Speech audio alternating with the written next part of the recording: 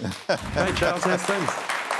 It's really great to see you again, my man. I got to tell you, every 5 minutes, another news alert has come in for you in the last 3 days or so. You've been on the forefront of everything that's happening. It's been an amazing thrill ride. So let's kind of go over them if we can. The news, the accomplishments. First, I read Rocket Labs played a role in the Artemis 2 project. Tell us about that. Yeah, so I mean, we are actually a big provider of solar. In fact, we acquired a company, Slero, a while ago, and we've scaled that now to be the largest space-grade solar manufacturer in the world. So we were responsible for all the solar cells that you saw on the side of Artemis there, providing power and support to all of the crew module. So you know, it was great to see those shots of those Rocket Lab solar cells in there.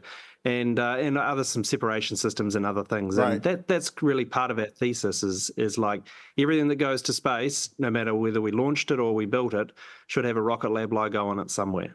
Yeah, and speaking of takeovers, there's Myronik, I think I'm pronouncing it right. It's been widely applauded. Now, I'm reading that this is like going to create a new kind of space sector, an optical tech sector. What's it all about? Yeah, so Mynaric is as you point out, is space lasers. So it's a different way to do communications in space and network satellites altogether. But I think one of the more interesting things about that is that really marks our first expansion outside the US into Europe.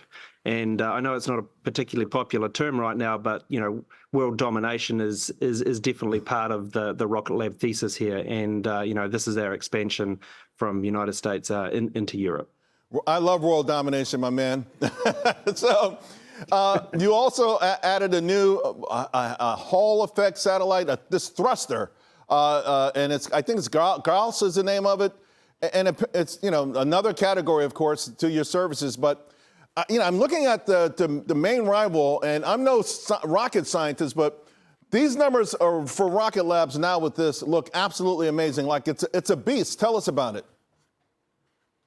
Yeah. So electric propulsion is, they're designed to station, keep satellites and move satellites around in orbit. It's a really, really important technology.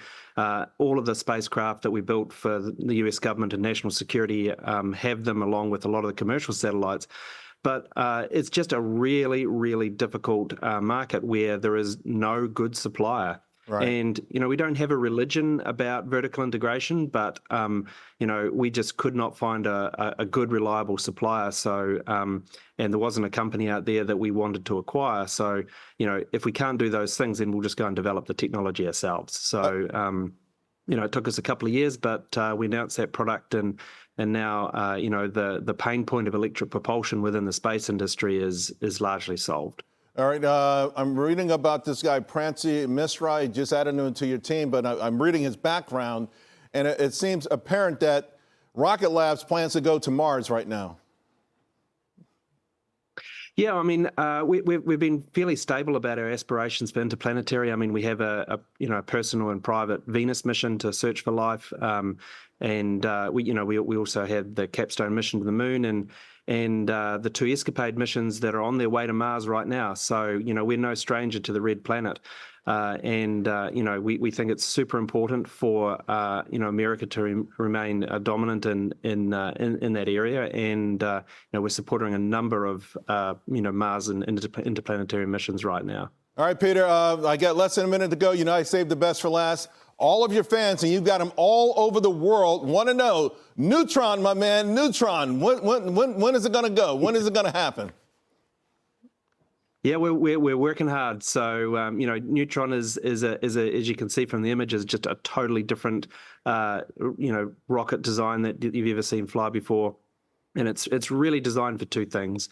One, to provide alternatives that kind of middle class lift, if you will, and also to ultimately provide the ability for us to lift our own constellations and satellites into orbit to complete the end-to-end space company vision here. Right. So working hard to get that flying this year. So you have to come down and watch, Charles. I can, man. I got to tell you, you are going to be a household name in America. First, for making everyone rich, but secondly, for your grit and your guts, man. Thank you. We love what you're doing. See you soon.